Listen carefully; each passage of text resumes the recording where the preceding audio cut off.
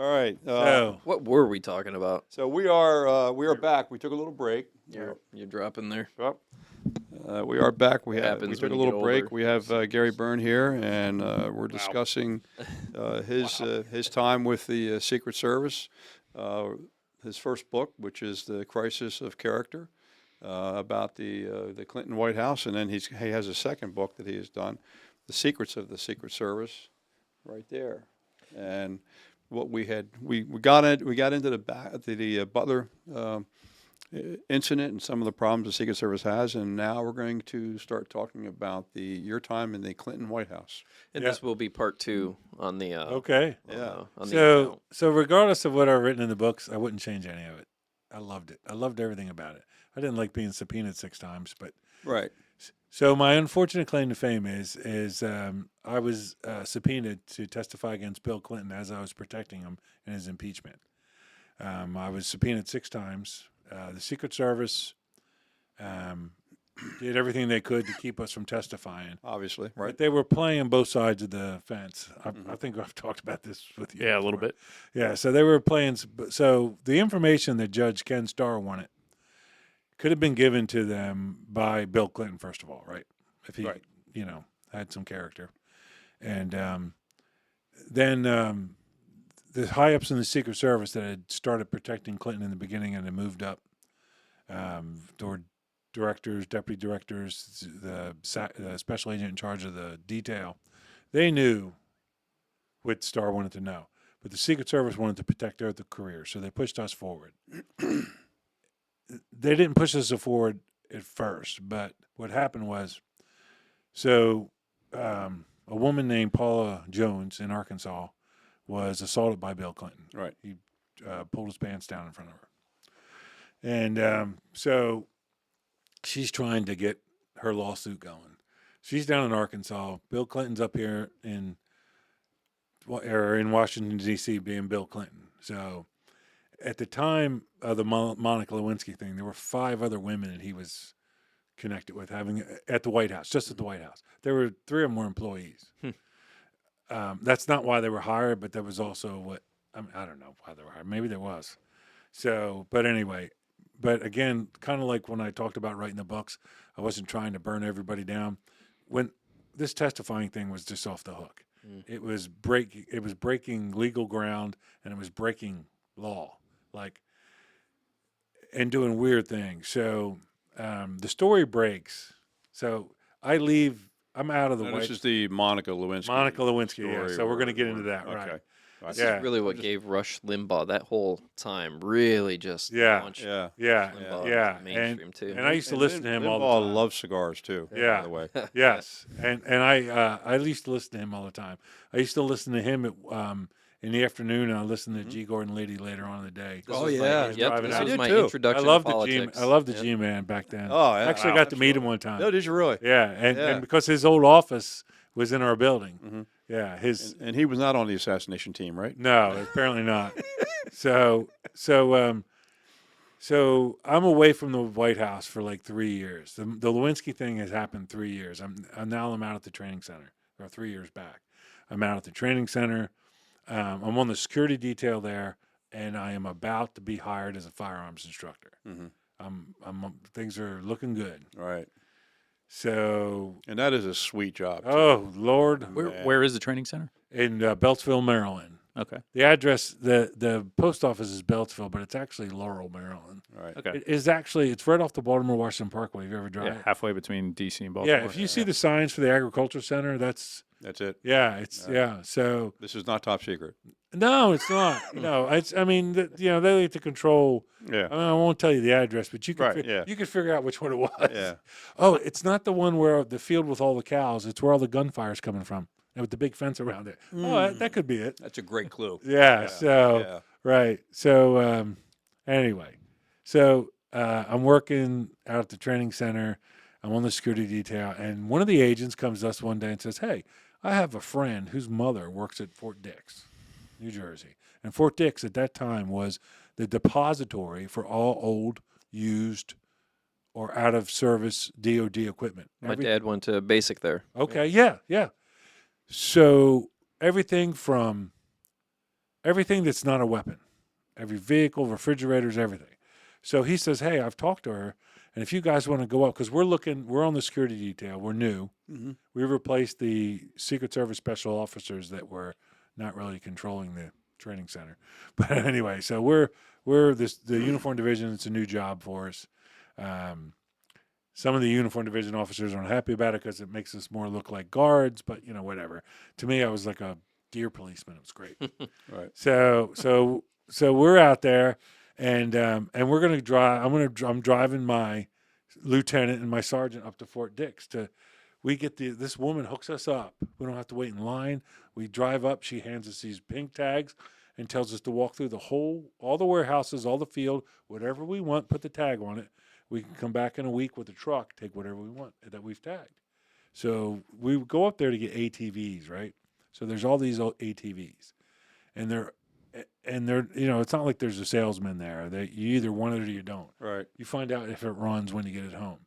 So we tagged like 12 of them, figuring we could get 3 running. We got 6 running. Eventually got 9 running, because once we got them back to the training center, the guy that was in charge of the motor pool for the training center did some fancy pencil work and put them in the inventory, and we got a budget to repair them, Right. and get parts, and so anyway, and we brought home 1,000 feet of 3/4-inch hemp rope. You know why? We didn't either, but it was there. Hey, Right. We took it, but we did use You it. never have enough Use rope. some good rope. That's right. You know who ended up using it? Who? Dan Bongino. They built. Dan Really? Bongino was instrumental. He was there at the training center at the Mhm. time, and he was actually a fighting guy. He was teaching jujitsu and stuff, and Yeah. police tactics, defensive measures they called them back then.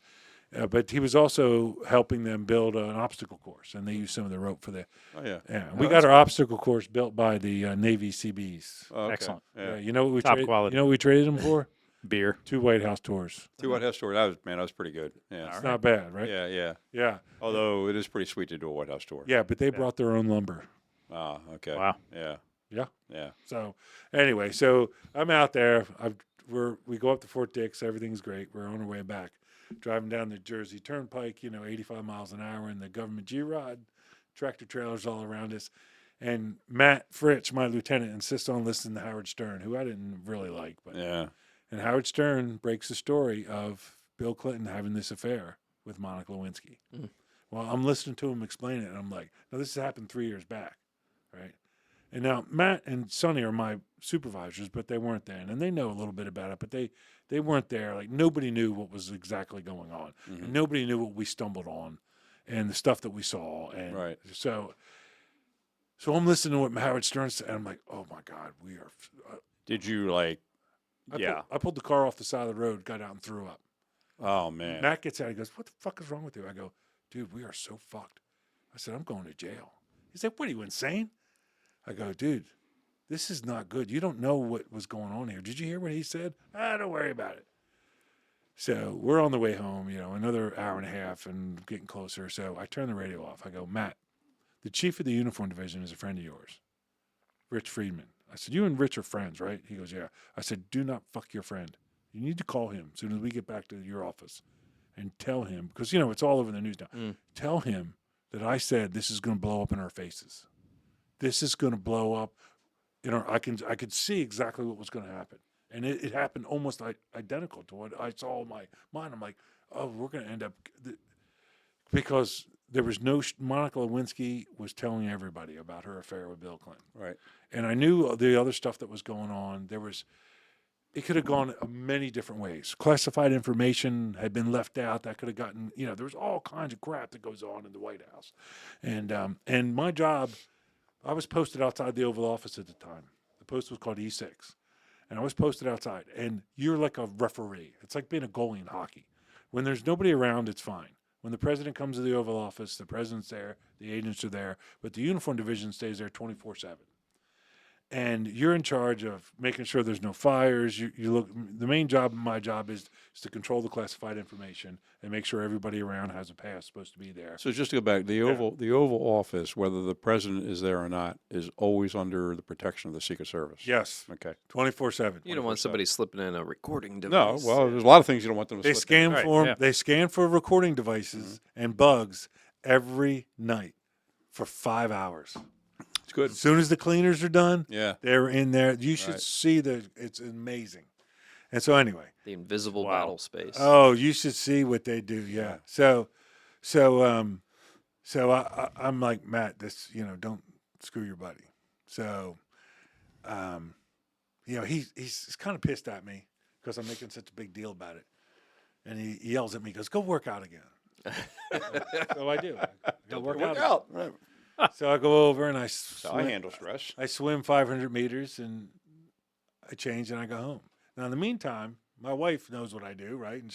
And she knows, she remembers who Monica is because one of Monica's first things, she tried to befriend everybody that could put her in Bill Clinton's path. Yeah. Now, at the beginning, I just thought this was a young intern trying to get a good job. Mhm. I was a little naive, so until I opened the door one day and she was face down in his lap pretty much. So you actually witnessed. Yeah. Yeah.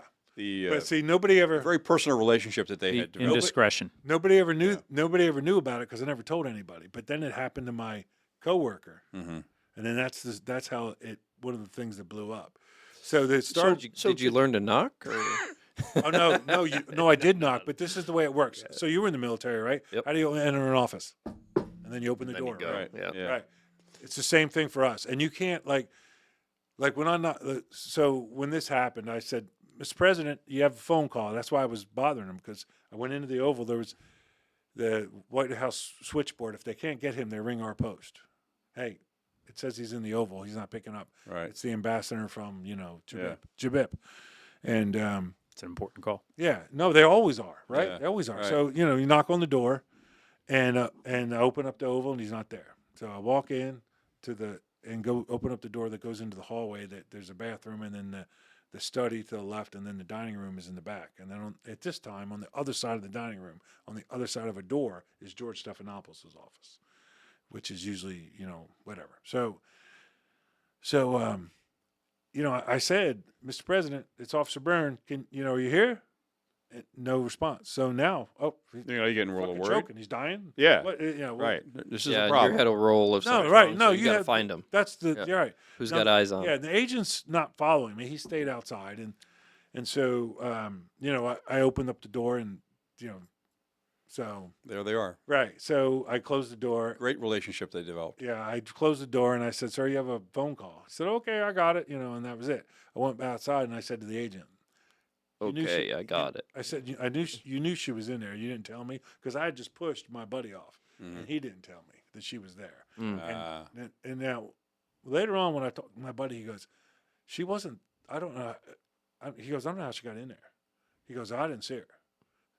I said, "Okay, whatever." So, Mm. so anyway, but nobody ever really heard about it, right? So, but then it happened to another guy, and Clinton's deputy chief of staff was with him and saw the same thing, which later he testified he didn't remember it. So anyway, I have no recollection of the events in question. yeah. So yeah, right. So, What is the Weasel words all the time. what is the maybe code of conduct? I mean, obviously, members of the Secret Service are going to be seeing the president and the president's family and all the other people that they protect. you say nothing ever. That's correct. Yeah, I I mean, mean, that's what legally- you are Writing- trained and Writing this told. book was hard. Yeah, Writing this book was hard. yeah. Legally, he wasn't breaking any laws unless you go to like the workplace boss, taking advantage of subordinates. Yeah. Then And it even gets tricky. tricky there because she's actually not an employee at this time. Yeah. She's an intern. Yeah. So, and she's there, like I said, in the beginning, I just thought she was trying to. So, but she's befriending everybody that she can. She befriends Nancy Hernreich, which is the assistant that he brought from Arkansas when he was governor. Betty Curry, she was a former Postal Service secretary for the, what do you call the head of the Postal Service? The chief or something? whatever he is, Postmaster Postmaster General. Postmaster General. That's right. I know that from the Kevin Costner movie. I know most of my Yes. stuff from Kevin From movies. movies. Yeah. Yeah. Good. Yeah. So That's all so made up. she worked for him, and she was retired. So she worked for the Clinton campaign, and he made her his secretary. So they knew a little bit what was going on, and so anyway, so the day that the story breaks, I walk in the door at my house, and my wife is like, she takes one look at me, she goes, "This is a problem, isn't it?" She goes, "It's been on TV all day. Is this, is this that crazy? Is this that crazy girl that sent you the Christmas card that you ripped up?" I go, "Yep, that's her." She sent us all the people that worked around Bill Clinton that could tell her where he was. She tried to send him Christmas cards. Man, She tried to invite me to her beach she was a house. smart manipulator. She really was. Wow. She really was. And she Saw that movie too, Basic Instinct. she thought she was, right? And that was so I always when this while it was happening, when Monica was doing these things, I was talking to an agent one day, and it just coincidentally this guy had been in the Army years before.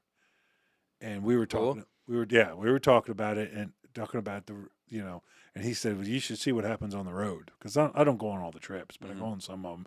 And when you work outside the Oval Office and you go on trips, as soon as the agents know you're going, they grab you and put you in the hotel room where the president's staying, because you know all the staff, you know everybody, Right. right? They use you. They take me on when they do off the record things. They take me with a handheld, put me in the limo, usually the follow up limo, or a police car in the line.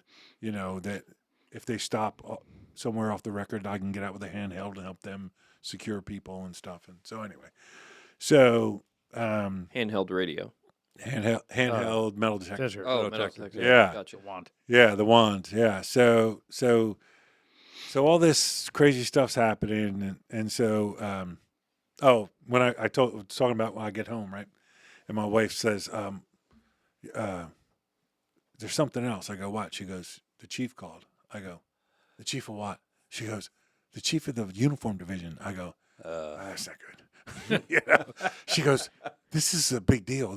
We're in trouble." Why would you be in trouble? Because Like you immediately Because got afraid. because I knew I was going to be forced to testify. I knew all the crazy stuff that was going on. And so why would you fear jail though? Like you said earlier. Oh, What happened to G. Gordon Liddy? Yeah, what He happened? refused to testify Did. about Richard Nixon and went to jail for 7 years. Mm. Jimmy Carter let him out. Mm-hmm. I thought I'm going to end up like So if you were forced to testify, then you're in front of Well- Congress. You're testifying. At that point, you're thinking, I can't testify. I I can't say anything. in the very beginning. When I talked about being a little naive. I said I'm not going to do it. Fuck them. And so you thought you I'll were go gonna down. to jail because I'll go you were down with the gonna- ship. Right. Yeah. Snitches get stitches. Got it. That's exactly right. Yeah. And I'm telling you, I was not, so that was in the very beginning until I realized how big this was. And the other thing too was there had been a lot of other things that happened that it was going to snowball. Mm-hmm. And I knew people would not, that not everybody in Washington loved Bill Clinton. There was a long list of people that started out with them and helped them get elected that had been gotten fired or left or was disgruntled. Somehow died. Yeah, that too. So They weren't in D.C. anymore. that was the other thing too. So And I'm sure when you Sad to saw say. him on TV, I did not have sexual relations. well, that was wasn't like that was a couple weeks later, Sure. and that's when I turned. My wife was sitting watching it, and I turned to her and I literally said, "I knew it. That son of a he can't help himself. He has to double down." Yeah. What he said was, not only did I not have an affair with her, him and Monica Lewinsky had signed these affidavits for Paula Jones's lawyer, saying not only did they not we're not having an affair, that they'd never been alone together in a room, Right. which me and about A lot of other people. a lot of people in the Secret Service could prove were not true, and his What kind of staff. hubris must these people And have, his staff- knowing that so many people witnessed? A lot of his staff lied flat out. Betty Curry lied flat out. I mean, Well, that's nothing where the against hubris her. comes from. Is like you're surrounded by people who are willing to cover for I'll you. tell you. Well, I'll tell you. You're right, but I'll tell you what else it is too, and it's human. You see it everywhere. A kid goes in the cookie jar, takes a cookie, nobody knows about it. So then how many more does he take? Mm.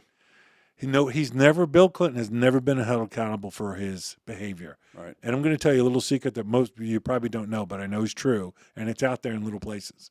You know where Bill Clinton learned how to treat women? His mother ran a string of prostitutes in Arkansas out of a bar. His mother was a madam in Arkansas. She ran a string of prostitutes. I think I do remember hearing that. And the guy that tried to write the book about it, they crushed his soul. Yeah. Yeah, they crushed him with undescribable amounts of money. Yeah. And I was there for it. Like, I was working when Bruce Lindsay, his personal lawyer, was screaming on the phone to this guy. Mm-hmm. And I had to go down to his office, knock on the door, and tell his assistant that we can all hear what's going on. Right. The White House is an old building, you know. Mm-hmm. Wow. Yeah. That's crazy. You've got two examples. So Bill Clinton, raised by a mother who's running prostitutes. And then J.D. Vance. I don't know why it just popped into my head, but Hillbilly Elegy. His mother was a drug addict, heroin addict. But he knew what look at right how and wrong turned was. out. Yes, exactly. Right. Look how he turned out. And he also went in the Marine Corps. And that But he was right before the Marine Corps. Sure he was. Sure he was. He had his grandmother. Yeah, I was going to say it was his right. He had a rudder. Raised him. Bill Clinton's rudder was stuck. Mm-hmm. Yeah. And there are some people like that. And again, he was never, ever, ever held accountable for the way he treated women and the way he behaved. And why was that? Like, from your first row seat? Because there, everybody protected him. Because it was okay. He's one of the boys. Yeah. It's all right. That's the way they behave down there. That's Arkansas politics. It was Arkansas politics. Yeah. So not many people know this. He was a Rhodes Scholar. No, he wasn't. He got kicked out because he raped a student over there. Mm. He raped a British woman that was going to school over there, and they kicked him out. But they didn't want to embarrass the United States at the time. He was just Thank God for social media. He was That's just all I know. He was just Bill Clinton. we are the media. We are. He was just a Bill Clinton, this kid from Arkansas, but they didn't want the bad publicity. Sure. So they squashed the story. That story is out there too. Her name, I forget her name now, but she's never come forward, and she's just moved on with her life. Yeah. It's real. Well, it's going to be very interesting. Now she is. Yeah. Well, now they're all they're all on walkers. Right. Yeah. But so back to the story. So I'm there, and so I'm like coming unglued, and Jenny's like, "Go for a run." I'm like, "That's a good idea." It's my third workout of the day. Wow. So I go out running. I run down to we're in Chesapeake City, Maryland. I run down to the Chesapeake Bay. I ran out on the pier. I run back, and I walk in the door, and she said, the chief called again. I said, okay, here's his number. So I dial the number, and I said, this woman answers the phone with the sweetest voice, Rich's wife, the chief's wife. And I said, ma'am, this is Gary Byrne from the Secret Service Uniform Division. I was told to call the chief. She goes, honey, I knew who you are. And I almost started to cry. I was like, I am so screwed. So he gets on the phone. He goes, Gary, first thing, don't tell me anything. I said, I understand, Chief. Yeah. Because everybody I've talked to is going to also get subpoenaed. He said, okay, Gary, exposure. I said, wide open. I said, I can't tell you anything, but I am telling you this could spiral into lapses of national security, mistakes made with classified information. He goes, stop. That's because she was in the office with classified information exposed. Yeah. And she wasn't At cleared, least. I'm guessing. Do you remember when we invaded Haiti back during not invaded, but they went there to help? Mm-hmm. Yeah. Right. The military plans for that? Mm-hmm. A week after the generals bring them to the president and show them to him in the Oval Office. A week after, on a Sunday, I'm at home on the one day off in probably 20 days or whatever. My phone rings. It's the White House operator. I'm going to connect you with Nancy Hernreich. I go, okay. That's Bill Clinton's assistant. Mm-hmm. She goes, Gary, I'm sorry to bother you on Sunday. I'm like, okay, what's wrong? She goes, do you have any documents of the president's? Ooh. And I said, no, I don't, which is a legit question. No, it's a legit question. Because but when we find that means something, they don't know where they are. well, if they leave something out, if he goes somewhere and there's a classified document and they haven't picked it up, the uniform division officer just flips it over, Mm-hmm. covers it, puts it. We have a safe. It's a gun safe, but it's a safe, and we put it in the safe. And then later on, we just give it back to them, whoever. Right. It's why one of the reasons standard procedure. it is. Yeah, It's one of the reasons you're there. Yeah. Right. So I said, no, what's going on? She goes, we can't find something. I said, okay. What else do you need? She goes, no. She goes, I'm going to call Glenn Mays. That's the Navy steward. That's a young guy that's, they're good, that takes care of Bill Clinton during the day. The Navy takes care of, the stewards take care of him in the West Wing. So 10 minutes after that, my phone rings, and it's Glenn. I'm like, does everybody have my goddamn phone number? I'm like, Glenn. What position, like what level were you? Just like I'm just an officer. So I'm just an officer, but I worked outside the Oval Office. Standing outside you. Yeah. The Oval So I Office. have. So everybody knew But you. you're not in like a major leadership position. No, Nothing. I'm just, not even allowed to order candy. So you're the guy that everybody knows, and they're just like, oh, you know what? But Call Gary. He might know. I'm the fixer. Gotcha. I'm the fixer. Right. I'm the fixer. So, I said, Glenn's like, hey, they're trying to pin this on me. I'm like, well, why would you have anything to do with it? Well, I don't know. And he goes, can you come in? I'm like, Glenn, it's Sunday. I said, all right, I'll come in. So I get dressed. I just put on a pair of jeans and a polo shirt like I'm wearing now. I drive in an hour and a half to the White House.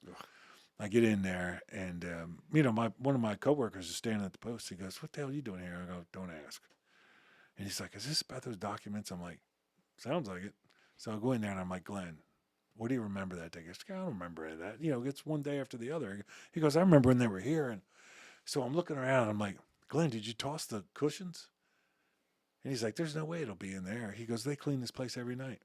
He flips over the first cushion, and there's the damn red folder, tan folder with the red stripe on it, sideways. Yep. Right. Yep. I picked it up. I looked it up, opened it up, and it said Haiti. Closed it. Glenn reached out for it. I said, "Nope, don't touch it.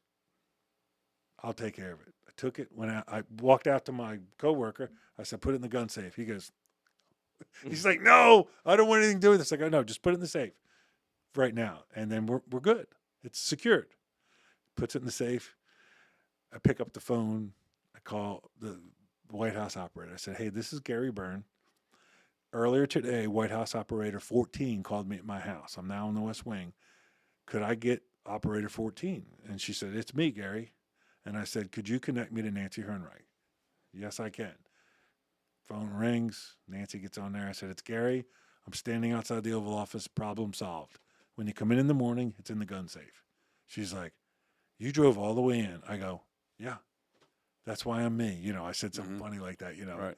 and hung up the phone, and that's why I had the rapport that I had with them. You are so lucky that you had somebody with you to watch you find it in the couch cushion. It wouldn't have mattered. Like I sort of had carte blanche. Okay. It's not that big of But a still, deal. And it's not, conspiracy, no, right. No. Yeah. Right. But it's not my document to not lose or to lose. Right. My job is, if I see it, to put it away. If the president leaves it on the thing and it falls in the cushion, that ain't my, Right. I mean, because you're not searched when you enter and leave the White Oh, House. no, right? To listen, see if you you're- were crooked, you could, Yeah. oh, Lord. But somebody might I have. don't want to hear that. Wait, Gary had that document. Let's figure out what. Yeah, Gary's, no, yeah. Yeah. What time? Yeah. he- Well, that's they the whole crawl right thing. up your butt. The point that I'm sort of missing is to tell you is that's how, like, that should have never happened. Mm. That should have been, they should have been standing there when the generals walked out and took it from one of them or asked them where it was. Right. But they were, whatever.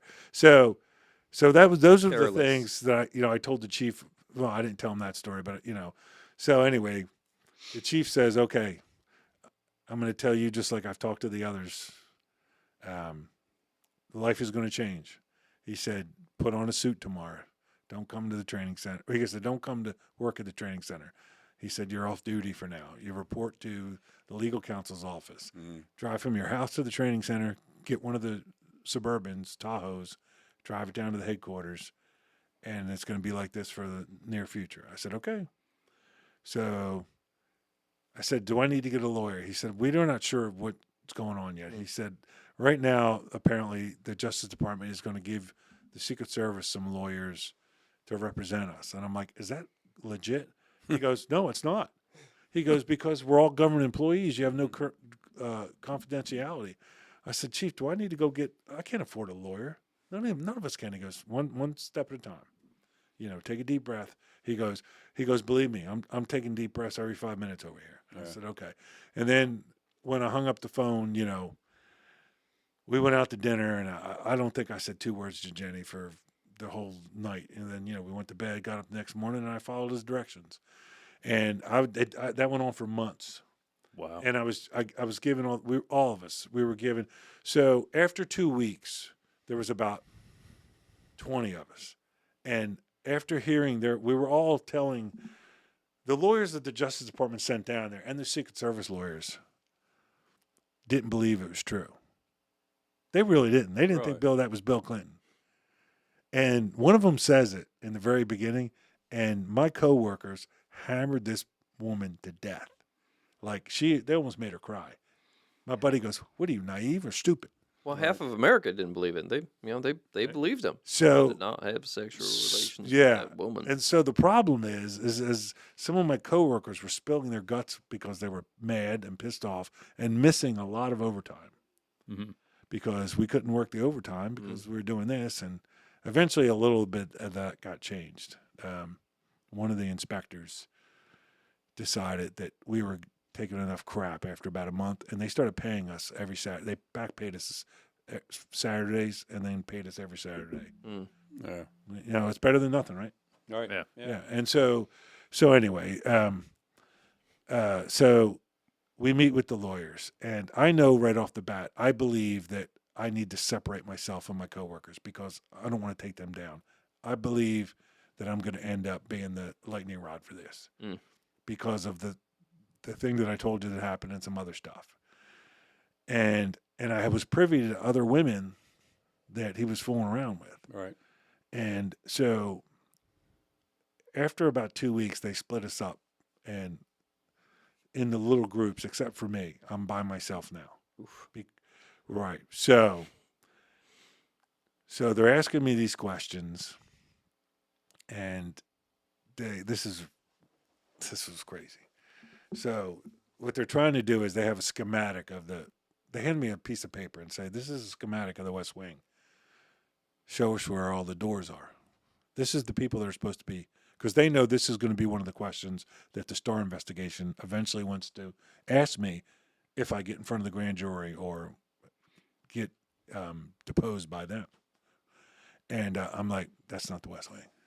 She's like, yeah, it is. I go, that's from like 1924. She goes, what? No, she turns to the Secret Service lawyer. He goes, no, we got it out. I'm like, that's not the West Wing. That's a kid's drawing or something. That's not. So they're like, okay, So a little while later, one of the secretaries comes in and asks me to step out. She goes, where can I get a real schematic of the West Wing? Right. I said, GSA. Call GSA because they clean that part of the West Wing. They'll have, they're the people that hire contractors. So a little while later, somebody shows up with pretty accurate. Yeah. So It's crazy that you can get your hands on yeah, a schematic of the West Wing. Can we just back up for one thing? yeah. How did all this break? It was Monica Lewinsky that came forward with it, right? Yeah, Like she had an intent. She had. No.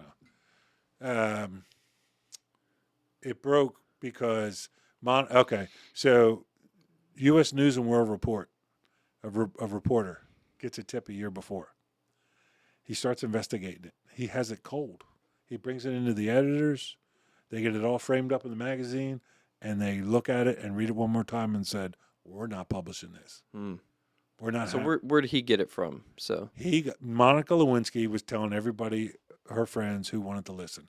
So Monica's good friend at the time one of her good friends was an older woman that worked in the West Wing, worked at the White House. She was a permanent government employee. If you got hired at the White House and you were the undersecretary for slippers and wardrobe or whatever, she would teach you how to use your office. Yep. You'd show up, she'd come in and go, "This is your computer. The bathroom's down there. This is where we keep the paper. When you need this, you call this phone." HR. Yeah. Yeah, Sure, yeah. well, she was even Not more HR, than that. She was Just onboarding. like the office secretary. Yeah, Onboarding. but she did it for everybody. She did it for the chiefs of staff, and her name was Linda Tripp. And Linda, That's right. Linda and Monica, That's right. yeah, they were friends, and so Monica started telling Linda all this, and then when Monica tells Linda that her and Bill are caught up in this investigation from Arkansas about Paula Jones, and she tells Linda that her and Bill Clinton signed these affidavits saying they were never alone together and weren't having an affair, and they tried to get Bill Clinton wanted Monica to get Linda to sign the same thing because Monica told her she had told Linda. Mm. So Linda's like, "I'm not signing that." Yeah. So she went to a friend of hers who's a high-powered Washington attorney and said, "Hey, I'm caught in this." So then, in the meantime, Paula Jones's lawyers come to Washington to try to get her lawsuit reinstated, and they're sitting at dinner in a Washington restaurant. And Paula Jones was the person who accused Bill Clinton Yes, of right. sexually exposing himself in front of her. Right. Just to recap. And she Back could in prove, Arkansas. and she could pick In him Arkansas. out. Right, and she could pick him out of a lineup. And she won that lawsuit. He's got a freckle or no. Yeah, she did. no, Yep. he does. Right, Yep. but he also had Peyronie's disease. It hooked. Yep. So anyway, so There, Wow. there was proof. Yeah. no, This is an interesting So podcast. okay, so the reason I asked that. he came within, an inch of having to do a lineup. Yeah. They were that's going to right. chemically induce an erection Yep. and take pictures of 7 or 8 other people, and they were going to. She could pick it out. It almost went that far And yeah, so the reason until I he brought- Crazy. until he brought us back. capitulated. Yeah. Until he was- capitulated. So if Wow. if Monica or whoever was blatting off about this and wanted proof, No, so it's really Linda Tripp that. So that Linda wanted Tripp, proof, and so right. you would have gotten pulled into this right. to verify one way or another. Right. Everybody Got it. was going to have to testify. But what saved us was Linda Tripp saved the blue dress. Monica told Linda that she had just had a rendezvous with Bill Clinton, and when he Who would think to do? whatever, insane. he got some semen on her dress, and she said, "I'm going to take it to the cleaning." And Linda said, "No, you're not. You're going to get yourself killed with this. Hmm. Give me the dress so you have some proof, Mm-hmm. because you're going to end up in a one-car Arkansas suicide." Which was, Right. oh no, I'm too smart, whatever, So anyway, the Paula Jones's lawyers are in Washington trying to get this thing, and a woman walks up to them, not Linda Tripp. She was an assistant in this law office that knew about what was going on, and she walks up and she hands a piece of paper. She said, "You're Paula Jones, and you're her attorney. Here's a piece of paper. Call this guy, this FBI agent on this paper. Bill Clinton is having an affair with an intern. Mm. Have a nice night." And he looked at the piece of paper, and they ordered dessert, and he called it later on, and that's how the wheel, All right. So the story gets broken on Howard Stern because the reporter from Newsweek was mad. He walked out and he called Matt Drudge, who at the time was this computer news guy. Right. Drudge Report. Right, the Drudge Report. Report. Report, And yeah. Matt posted it the next morning, and that's how Howard Stern saw it. Yeah. So, fast forward now we're going to the legal counsel's office. So they want me to tell these Justice Department lawyers and the Circuit Service lawyer how many entrances there are to the Oval Office. So they count all the entrances, that they can see on the thing. And they go, "Is that it?" And I go, "That's all you can see, right?" And she said, No, is that the only? I go, "I can't answer that." Hmm. And she said, "What do you mean you can't answer it?" I go, "Listen, you guys need to stop talking to me like I'm some kind of junkyard dog, 1. And 2, you have no idea what I do here, what the uniform division does here." I said, and I turned to the Secret Service lawyer. I said, "No offense to you, but you don't either." I said, "So here's what I'm going to do." And I took a piece of paper, I ripped a piece of paper off the notepad, and I wrote this agent's name on here. And I showed it to the Secret Service lawyer. And I said, "Do you know this guy?" He goes, "Yeah." I said, "I want you to call him right now, wherever the fuck he is. and I want you to ask him why I can't answer this question. So he disappeared. We broke for lunch. I come back from lunch. The lawyers are gone.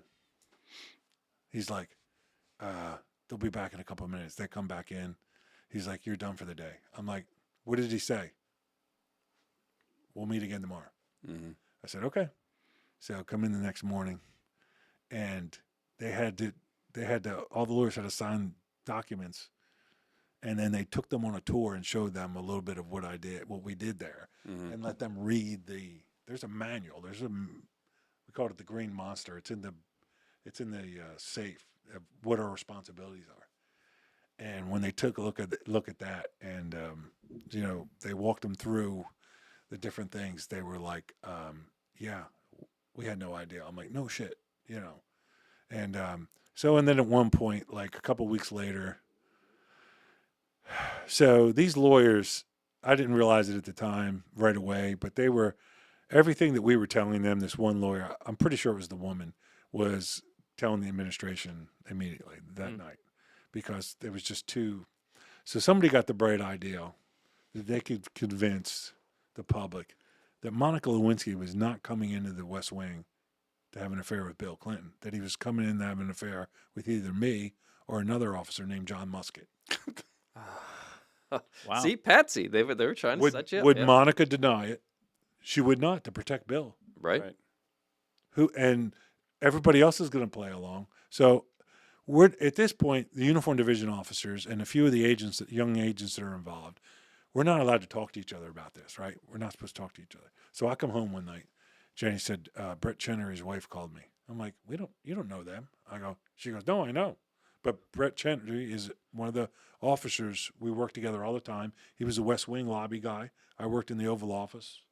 We were good buddies, and he was involved in this up to his eyeballs too. So I go, his wife called you? She goes, yeah, you need to call his wife. I go, okay. So I was not supposed to call him, right? Talk to him. So I call his wife. She answers the phone. She's like, you're on speaker. I said, okay, With who? cool. Don't ask. Yeah. She says, you need to know that they're trying to stick this on you. I go, what are you talking about? She said, I have it under good authority that they are questioning the other officers of what your relationship was with Monica. They're doing the same thing to John Musket. Now, John Musket is not going to have a problem because John Musket's dad retired from the DOJ for 35 years as a lawyer the year before. Right. John Musket's dad is going to take care of John Musket. Now, to be completely honest, John Musket's dad also threw a life jacket to Gary Byrne. I'm telling you, that guy was the sweetest, kindest man. And the day I had to go and testify, I'm telling you, he kept me from snapping. Right. Wow. Him and another lawyer. Like I was coming unglued. I eventually had to go in, So anyway, so I'm like, oh crap, And then eventually Brett just can't stand the tension. He grabs the phone. He's like, I can't believe this. They're gonna, I'm like, don't worry about it. He goes, You've spoke to your wife about this, but your wife knew Monica enough to know. yeah, that- right. Got it. And I had been telling her all along about her behavior and stuff. Right. And like I said, I thought I had dodged this bullet, Mm. and And now you're the Patsy, though. yeah. So Balls on So these Jenny's people. like- try to do that. Jenny's like, what are you going to do? I'm like, I'm not really sure.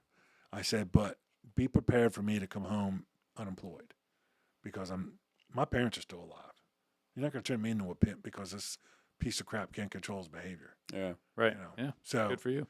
yeah, so I went in the next day ready, like I was ready. And I had gotten a phone call from Dateline the week before, and I didn't answer it. So that morning when I got there, there's a phone bank in the Secret Service, the old headquarters, that's sort of open there. You can. So I motioned to the security guard. He knew who I was, and I pointed to the phone, and he said yes. And I called this number, Dateline, and I said, hey, this is Gary Byrne from the Secret Service. Somebody called me. Yeah. I go, I don't have anything to say, but I might have something to say this afternoon. So can I call this same number?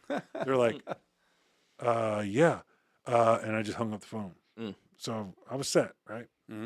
So I walk over to the elevator bank, and there are the 3 Justice Department lawyers. Now, I have literally been told 10 times, I can't talk to them without the Secret Service lawyer being in the room, or vice versa. So they're like, hey, we want to talk to you for a minute. I'm like, oh, no, we're not supposed to do that. No, it's all right. Hey, tell us again about muskets and your relationship and Brett Chenery's relationship with Monica. I'm like, what do you want to know? Well, tell us more about your relationship with her. I said, well, I already have. And I said, I'm going to tell you something. If you try to turn this into I was having an affair with her, I will burn this whole place down to the ground. I said, I would do Dateline. And she's like, no. I'm like, we're done. So I got on the elevator, went upstairs. And I walked into the legal counsel's office. And now it's full of these a few young women and older women who are their staff, right? And now I've been coming in there every day for months. And, I walked in there, and the older lady, she's like, I come walking in, she puts her hand, she grabs, she goes, what's wrong? I go, it's the last day you're going to see me. I'm done with this shit. Mm-hmm. I said, where's whatever his name was, Tim, I think it was. She goes, you can't talk. I go, please. I walk back there. He's on the phone. I walked in, closed the door. I just stood there. He's like, I got to go. Hangs up the phone. He goes, what is it? And I told him.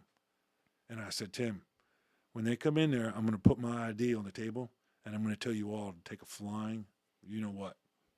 I'm done. I'm going on Dateline tonight, and I'm burning you all to the ground. The Secret Service, the Clintons, everybody. I'm spilling my guts, and I'm going to take my chances. And I said, if you don't think there won't be every $500 an hour lawyer out there to defend me for free, you're wrong. He's like, no, slow down. He said, walk me through this. And I told him. He goes, how do you know this? I said, I got a phone call. That's all I'm telling you. I said, but then this happened with these lawyers downstairs. I said, they're probably in the office right now, in the conference room we've been using. So he's like, all right, go back in there. Don't say anything to them. Give me a couple minutes. I got to make some phone calls. You had a guardian angel through this whole thing. Dude, I'm telling you, I was so in the meantime, and I tell you this in the book, but nobody else knows. So when this first happens, when the story breaks and it starts coming together, and so my younger sister is married to her husband's Dave Herman, and Dave's brother-in-law is a guy named Mark Halbrin, who is a Washington D.C. lawyer. No, not the news guy. Not the news guy. No, not the lawyer. I know who you're talking about. Yeah. Yes. Right. So Mark's first job out of Emory Law School he was an attorney for the CIA for 5 years. Yeah. And then he worked for Arlen Specter. Mm-hmm. He was his chief of staff for a little while. He was his legal counsel. So I called Mark, and he laughed and he said, I knew you'd be calling me. And I said, and we used to get together once in a while in Washington and go for a run together. He's like, I'm not running with you anymore. He said, you're done. You're screwed, So anyway, I said, well, listen, I need some advice. And so anyway, Mark went to his firm, didn't identify me, but identified who I was, that I was a friend. He wanted to represent me. And, I said, Mark, it's got to be pro bono. I can't, this is going to bankrupt us. He's like, no, don't worry about it, So the head of his law firm, the guy who owns the firm, was actually Bill Clinton's ambassador to Canada. So he gets a hold of this, through the email. And Mark showed me the email. And he tells Mark flat out in a phone call, you've got to do this. You got to protect these guys. They're screwed. And he said, I will write in the paperwork you give him. I'm going to give you a letter where I'm removing myself from this because there's a conflict because I technically work for Bill Clinton. Yeah. I'm his ambassador to Canada. So they did all that and, had all this legal mumbo jumbo and protected me. But I had no legal responsibility to notify anybody else. I didn't have to tell the Secret Service. I don't have any responsibility to tell the DOJ. So every day I was testifying, I would run down the street to Mark's office, and somebody followed me one time because I was doing counter surveillance, and there was a woman following me. I don't know. I'm guessing she was DOJ or FBI, but I picked her up in the reflection of the window of the TGF Fridays used to be on Pennsylvania Avenue. And I went into the restaurant. I've been in there 100 times. I went into the restaurant, went in and used the bathroom. I waited like 5 minutes and came out, went through the kitchen, went out the back door. Right. And then got to Mark's office. And so anyway, I was doing this all the time. And Mark's you know, just you said about somebody was looking out for me. Mark's firm's legal constitutional expert went to law school with Gary Grindler. Gary Grindler was Janet Reno's right-hand man. So Yeah. this guy, I mean, this is such a big, every lawyer in Washington wants to get their foot in the door with this Bill Clinton thing, right? And the impeachment and all that. And these guys, I'm giving these guys what they want. Now, I don't know that, but I'm giving them what they want. They fly this dude up from Atlanta, the headquarters, for like days at a time, weeks at a time, just to talk to me and calm me down. I'm talking to them on the phone all the time. Anyway, when I get there to try to convince me, I mean, I've already decided I'm going to let them help me because I'm screwed, right? Right. So a couple of days goes by. We have this meeting again. Mark's there. This lawyer's there. When I walk into the law firm, you know, it's a big Washington law firm. It's beautiful. And the secretary knows who I am, and she, you know, motions me I can come in. And I walk over to Mark's secretary. And she looks at me. She goes, "When was the last time you slept?" I go, I don't know. She goes, "When was the last time you ate?" I'm like, "I don't know." She goes, "You look like you're going to pass out." I go, "Oh yeah, I'm pretty numb from the waist up. I can't. My tongue's tingling." She goes, "You need to sit down."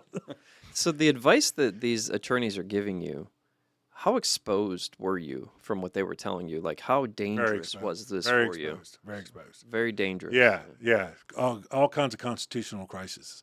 So, and by this time, I know the Secret Service is trying to float this idea of inventing a protective function privilege. You know, like a spousal privilege, Right. or a doctor or priest. Sure. Yeah. You know, because we have to be in such proximity to these people, doing whatever they're doing, supposedly running the state, the country, the world, whatever, and to be close enough to them to protect them, we're going to hear stuff. You shouldn't force us to do it. Now, when they presented this to me, and they presented this to me like it was a big deal, like I was going to say it was a great idea. And I didn't. I said, "Oh, okay," you know. I thought it was the dumbest thing I've heard. So I'm like, we're not the United States line painters. We're federal law enforcement. Nobody was ever let that float. No way in hell. Yeah. You know, but they, you know, if they were willing to spend the money and the time, and they did, and it went all the way to the Supreme Court. And my case, because it got separated from everybody else's, went all the way to the Supreme Court. The judge was Rehnquist, and he took I want to say 32 hours. I forget exactly what it was. He took some time with it, but he came back and said, "I understand the position that Officer Byrne is in, and these other officers and agents, but they are federal law enforcement." And he said, this was towards the end, like after about 5 months. He said, "Officer Byrne has 72 hours to surrender to the grand jury or be indicted or be arrested for obstruction of justice." Wow. So I, in the meantime, they're trying these other legal Little bricks were following you around everywhere at that point. It was crazy. It was crazy. Dropping bricks. So in the meantime, That's a Supreme Court justice saying that, not Yeah, just like yeah, the you're- local. No, judge. right, Yeah, right. That's crazy. Yeah, that's not your mom telling you, you know, whatever. It was insane. But also, that had to be a little relieving for you. I feel like now you have a clear path. Like, Well- yeah, I'm not going to jail for these people. So that's coming shortly. Okay. Because that's cover. Yeah. Rehnquist gave you Yes. cover. No, he Yes. did. No, he Yeah. did. Because he's compelling you to testify, and there's Yeah. nothing anybody can do Yeah, about it. I'm telling you, it was so insanely crazy. I want to tell you two more quick stories, and then I'll wrap it up if you want. But We're going to have to come back for another session. oh, absolutely, yeah. We haven't If hit. you want. So one of the times, so we give by the time they decide we're going to go talk to the Starr investigation people, I've given over 25 hours of video testimony to the Secret Service people and the DOJ lawyers that are supposedly representing us. So, and I have separated myself from my coworkers to protect them because I know this is gonna be a train wreck. And so so the first day I go down there to talk to the Starr people, a junior Secret Service attorney with me. He's a good guy, and two of the lawyers from the DOJ. It's on a Saturday, and Judge Starr has a guy that works for him that is a pit bull. He's a jackass, but anyway, he is fed up. He's tired. They're working themselves to death, and we are the enemy. So we go into You're this standing between them. and burning this guy to the ground, which at this point, I'm willing to help them. I just don't want to lose my job. Right. I'm done. You don't want to lose your life, like everything. I don't want to right? die in an Yeah. Arkansas car wreck either. Yeah. Yeah, one car Get Arkansas Clinton suicide. suicided. Yeah.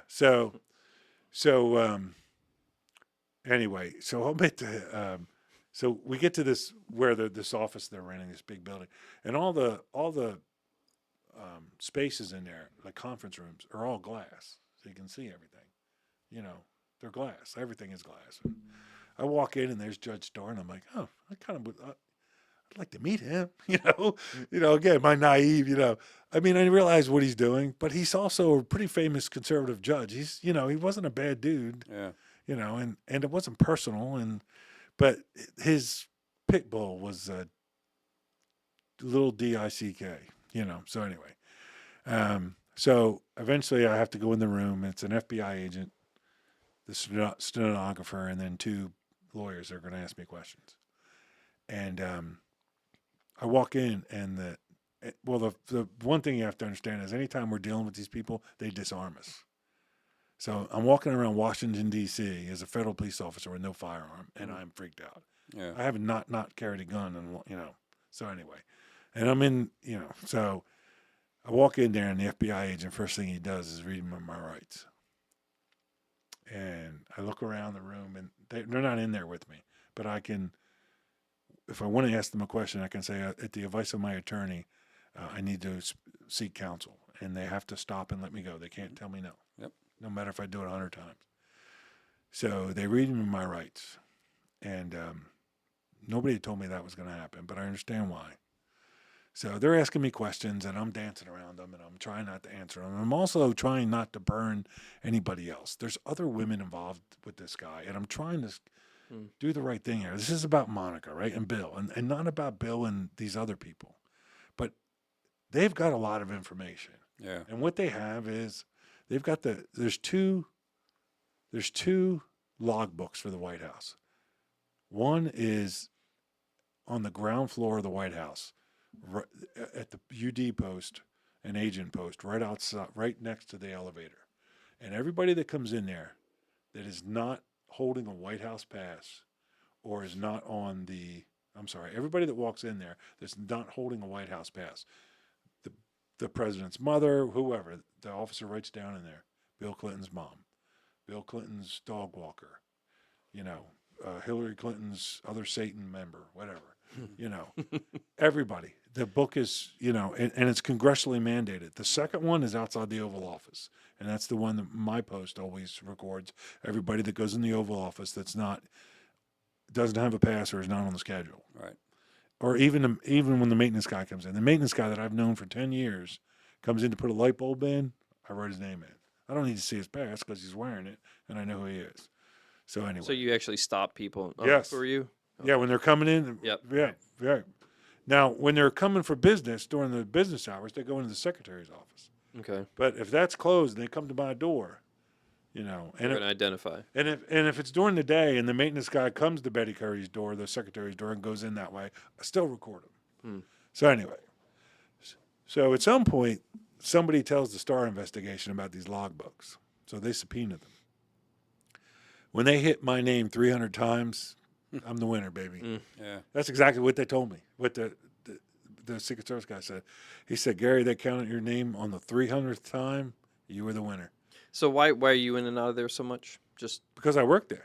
So you work there? Yeah, I work there. You're just official and business? and whenever you write, no. Oh, I'm sorry. So So when I go in, you're the officer. I sign my name. Oh, okay. Yeah. So you're the guy Yeah. witnessing people going in right. and out. Okay, so other people weren't signing you in. And they have subpoenaed and talked to, interviewed former Clinton staff members that have an axe to grind with the Clintons, and this one guy with me, because I basically got him fired because he was a Clinton staffer who did a very dumb thing, and I held him accountable for it. And Leon Panetta fired him. And so he had an axe to grind. So he basically told them flat out, you want to know anything that's going on here? It's this guy right here sees everything. So anyway, I'm down there. I'm in this office. They start asking me questions, and I'm trying to, do the... You're bobbing and weaving. Yeah, I'm trying to do the right thing here. And so we get to a point where I don't know what to say. So I asked to talk to the attorneys. And the FBI guy says no. And I say, F you. You can't tell me no. And in the meantime, the stenographer has shut off the stuff. I got up and I walk out. So I go, this FBI agent's hostile. So I told them what the question was, and they said, don't answer it. Go in there and tell them you can't answer it. And I said, okay. So I go back in, sit down, they turn it back on, they introduce themselves, they do the whole thing again, right, and they remind me that I'm under oath, and they asked me the question again. I said, on the advice of my attorney, I'm not going to answer that. And this FBI agent jumps up and goes, let me tell you something, MF. I will come to your house tonight and arrest you in front of your pregnant wife. Purple lucky. Well, Jenny's pregnant with our first child. I jump up. I go across the table. Everybody, the room's glass. So everybody comes running in, and the door's locked. And the stenographer has to get up, and we're like pushing her over, and I'm like ready to punch this guy, and he's trying to, I don't know, I think he's trying to get his gun. So I grab his hand and I push it down. And when I do, like, next thing I know, like the everybody's in there, they pull us off, and I'm like, I'm cussing at him, F you, go to hell. So I walk out, and I'm in tears. I'm like, that's it, I'm done. I take my ID, and I drop it on the damn floor. I said, I'll go to hell. You can watch me tonight. I'm going on Dateline, and I walk out. Well, I don't leave. I go into the bathroom, and I'm in there, and I'm pissed off, and I'm crying, and I'm cussing. So the one lawyer comes in. I remember his name because I believe he was a decent dude. His name was Eric Angel, and he said, listen, pull your shit together. Hand him my ID back. Just pull your act together. Relax. We're going to talk. So he goes, understand. I got calmed down. He goes, understand this. They can come and arrest you. He said, but it'd be a political stunt. But they can do it. And I said, but this is unnecessary. To Process is the punishment. Yeah. I said, to threaten my wife like that. He goes, well, hold on a minute. He goes, we're calling Gary Grindler. I said, okay. I didn't really understand I knew who he was because I was in the room when my lawyer called Gary Grindler. Who is he? Just Gary Grindler was Janet Reno, the Attorney General's right-hand person. Okay. Yep. We're just Right. Yeah. No. And the law firm that's representing me, their constitutional expert is his college roommate, law school roommate. They're like buddies. When he called Grindler in front of me, I wasn't allowed to say anything. They were on speaker. He's like, hey, when are we going to get a beer? Oh, you can't drink. They're like, and he goes, hey, listen, I'm representing this UD officer, blah, blah, blah. He's like, oh, good. This is a train wreck. He goes, they are so exposed and they've done nothing wrong. And so anyway, that was very comforting. And that was a couple of weeks before. So now he says, we're going to go back in. We're going to sit outside. You're not going back in there till Grindler comes. It's Saturday. Right. 45 minutes later, I hear these footsteps. Now, Grindler's a big dude. He's 6'4", probably goes a good 300. He comes in there, and he walks in, and he looks around the room, and I'm like, oh, shit. And he goes, Mr. Byrne, can I talk to you out in the hallway? I said, yes, sir. I got up. I'm like, fuck, how am I in trouble? I walk out there, and he goes, take a deep breath. I'm so sorry. He goes, I'm going to fix this right now. He said, tell me what happened. And I walked him through it. And I said, listen, I don't know how they know my wife's pregnant with our first child, but this is what he said. And I said, I'm going to tell you, I did go across the table. He said, I wish he had punched him in the mouth. And I said, oh, okay. So I can make that happen still. So he asked me to go back in there and then send out the other officer that was with us, one of my coworkers, Sandy Byrne. He talks to Sandy for a couple of minutes. She comes in. He walks in. He walks right over to the office where Judge Starr is. and these other lawyers, and they closed the door. And I'm telling you, there hadn't been that many cuss words dropped on a Navy ship in that fast a period of time. I kid you not. They're screaming, they're That's cussing. a lot of cuss words. And we're sitting there, and I'm sitting there, I'm like, yeah, man. So he walks out, and he turns around, and I don't know if it was for theatrics, and he points right at Judge Starr, and he says, you better reel them in, because the next time one of these, your lawyers, goes after one of these UD guys like that, that's it. I'm pulling them out, and you're screwed. You're not getting any testimony from the Secret Service. And he said, well, I'll go to the Supreme Court. I don't care. He goes, I got nothing else to do but sue you.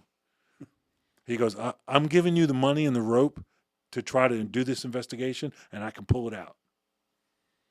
And he was, so anyway, so he leaves, or he starts to leave, and he stops. And he looks at this one guy, this jerk, and this FBI agent. And he looks back at us. He said, these guys are done until Monday.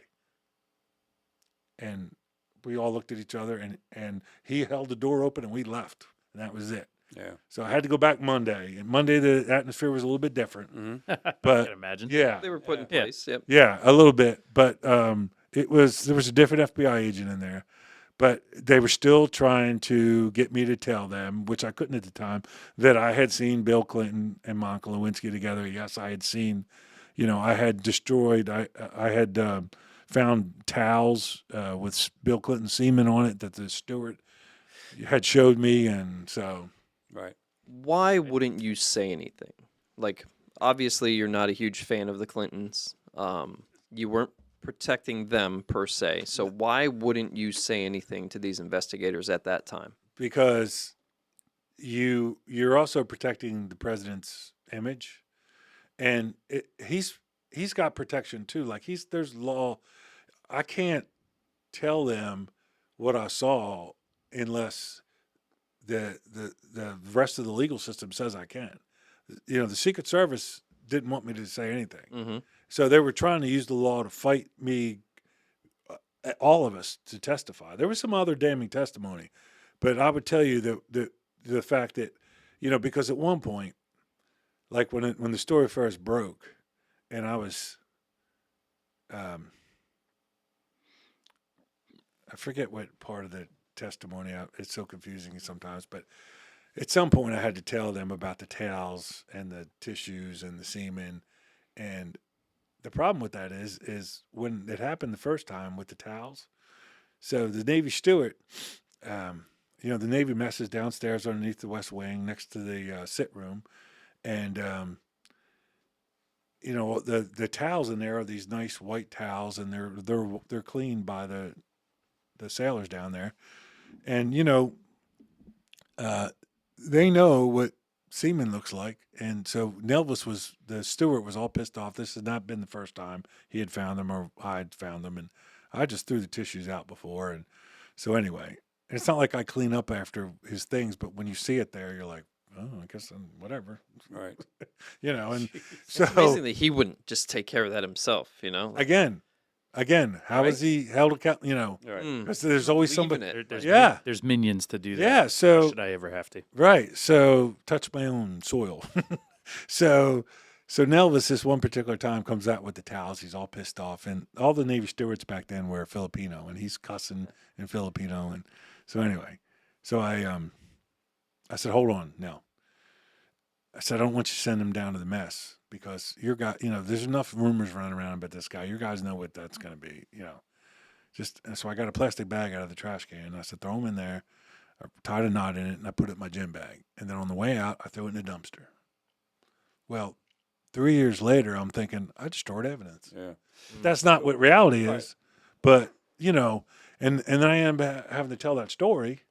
So. Again, We're is gonna- it a crime?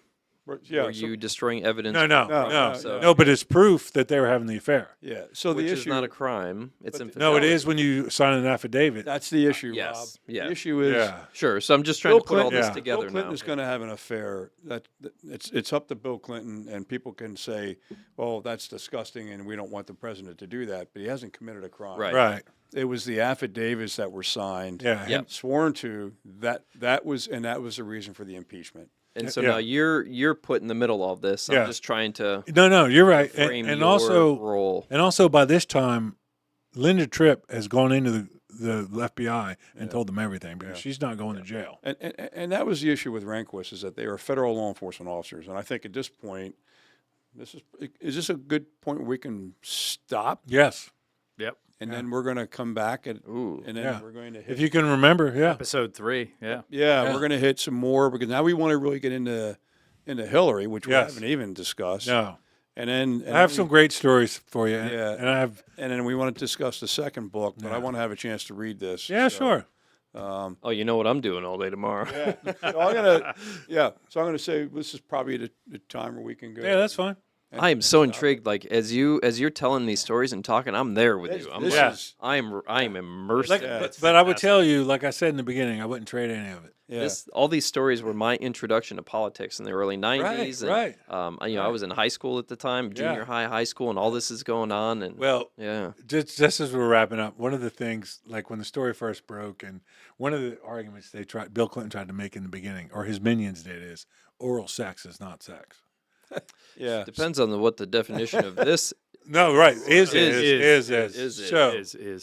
So when this was all happening, I said to a bunch of my coworkers, I go, look, if Bill Clinton can convince my wife that that's true, I'm backing him 100%. Because that changes everything. Yeah. Until next time. So See listen, how that goes at home later. if you get the chance and, yeah. and Yeah, you want to pick up the book and read the book, Yeah. either Right. one or What the is it? secrets, and if you have any questions, and you want to either contact Chris or Rob or myself, let us know, and then we'll pass the questions on. So And Chris, let us know how that last bit of advice goes. I also have on YouTube. Any interview I've ever done is on there. I have a channel. I don't remember the exact address. It'll for be it. down below. Yeah, We'll have okay. the link to it. Yeah. So if you any interview I've ever done, and also too, if you Google my name, Bill Clinton, Monica Lewinsky, you can pull up the actual testimony that we all gave. Okay. It's all on the. It's all crazy. there, right? Yeah, because I read it all for the, and I was like, I don't remember saying that. I don't remember saying that.